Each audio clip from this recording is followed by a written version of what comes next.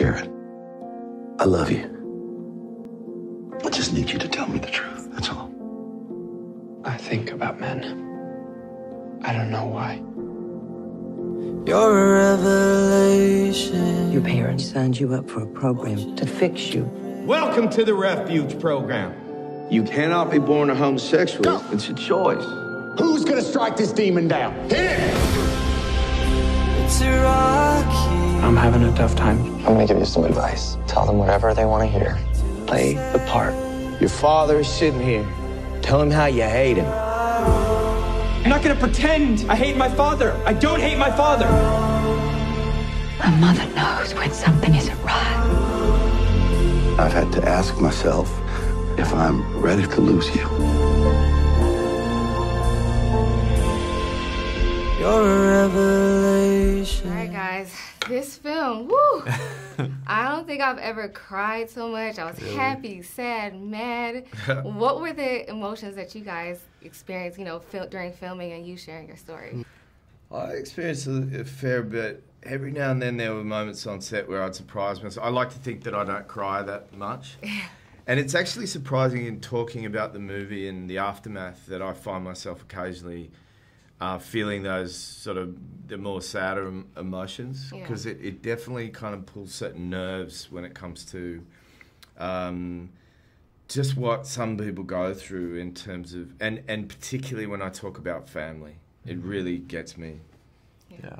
I mean, for me, it was incredibly raw to put my story out there in the first place, because I had to reconstruct everything I felt at that time, which, you know, a survivor, there's a rule almost where if you're a survivor and you meet up with another survivor, it could be really dangerous because you're going back to that really dark place where you were suicidal. And so I felt like I was meeting myself again and having to do that. It was really hard. And then, you know, what felt really great was that Joel was willing to, you know, I'd done as much as I could for the movement, and Joel was ready to like take it to the next step and make it more mainstream. And it felt, I think I would have run out of steam, honestly, if you hadn't done this. I would have been like, I'm tired of talking about it. But, and I know for me, it's completely mind-blowing to know that this is a real thing that people go through and is still legal in a lot of our countries. So how can people get involved to, you know, kind of be a part of this movement? This is the first thing. So the Trevor Project has a 50-state, 50-bill initiative to end conversion therapy in every state for minors. If you go to our website, stoperasing.com, it tells you sort of next steps, how to contact your representatives, etc. There's also a podcast coming out called Erased, coming out November 2nd from the producers of Radiolab. We're looking at the full history of conversion therapy. Yeah, I mean, you know, the fact, I have faith in the fact that I read Garrard's memoir and became so obsessed with it that you know, here we are a year and a half, almost 2 years later, and I've spent most of those days putting my time and energy into making the film.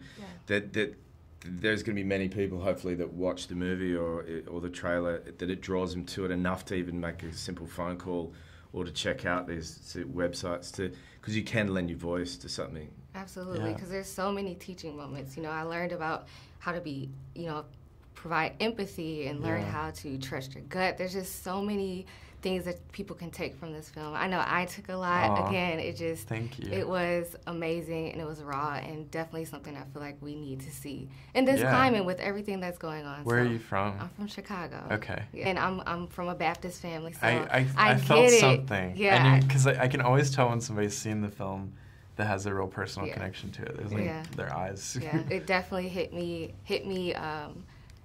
a place from home where I can kind of, you know, think about things for myself and decide how I feel about things. And of course, like I said, empathize with people that are in my life that are going the same and thing. You know, our bar is pretty low at the beginning, because we're like, okay, we know you might not agree with us politically or whatever in our ideals, but can you agree with us that this is torture and we should end it? Absolutely. That's where, you know, in Baptist communities, that's where I'm aiming. Yeah. Well, you did a great job, great acting, great writing. And thank you. So I thank you guys. Thank you so much. That was great.